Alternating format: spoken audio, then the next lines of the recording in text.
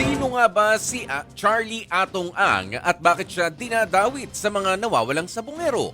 Balikan po natin ang kinaharap niyang kaso noon na minsan nang naglagay sa kanya sa headline ng mga balita. Narito ang report ni Gio Robles. Unang naging laman ng balita ang pangalan ni Atong Ang sa kasagsagan ng kontrobersyal na plunder case laban kay former President Joseph Erap Estrada noong 2001. Ang kauna-unahang kasong pandarambong na humantong sa pagkakakulong ng isang dating Pangulo. Sa gitna ng mga paratang ng pangungurakot at pagtanggap ng suhol mula sa weteng, isa ang pangalan ni Ang o Charlie Chuhay Ang sa mga matunog na lumutang. Sa gumulong na kaso sa Sandigan Bayan, tinukoy si Ang bilang isa sa mga malapit na kaalyado at umano'y tagapamagitan ni Erap sa pagkalap ng daang-daang milyong pisong kickback mula sa operasyon ng weteng at mga tobacco excise tax shares.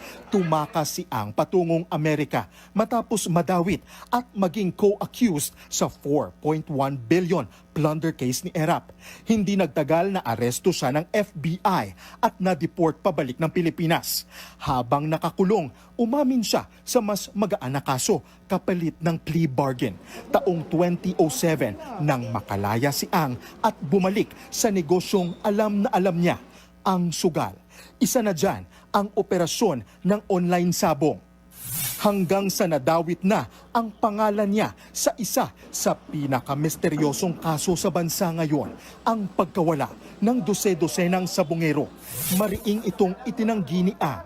Handa raw siyang harapin ang kontrobersya at makipagtulungan sa investigasyon. Wala naman kaming history na pumapatay ng tao. Di ba? Paano mangyayari yan? Nagsisinungaling ba mukha ako? Hindi. Sinasabi ko lahat ng totoo. Ang nagdiin sa kanya ang dating head ng security ng ilang farm at cockfight arena ni Ang na si Julie Dondon Patidongan o alias Totoy. Ngayon, binaliktad niya dahil hindi ko tinanggap, dahil hindi kaya ng konsensya ko. Nakakatawa naman, isang bilyonaryo, isang makapangyarihan na tao, kikilan ko. Ubod ng sinungaling yan. Sa ngayon, kasama na sa investigasyon ng Department of Justice sa kaso ng mga nawawalang sabongero sina Atong Ang at aktres na si Gretchen Barreto. Mapapasama sila. Kasi nga, pinangalanan sila, then we will have to include them as suspects. Na marami tayong iba-ibang klaseng ebidensya. We have CCTV footages. Marami tayong ibang hawak. Sa kabila ng kanyang kinakaharap na kontrobersya, para kay Atong Ang, siya ay simpleng negosyante lamang. Game boy at lover boy pa nga.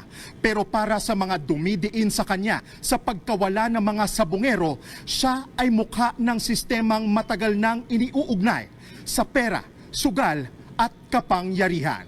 Nagbabalita mula sa Frontline, Gio Robles, News 5.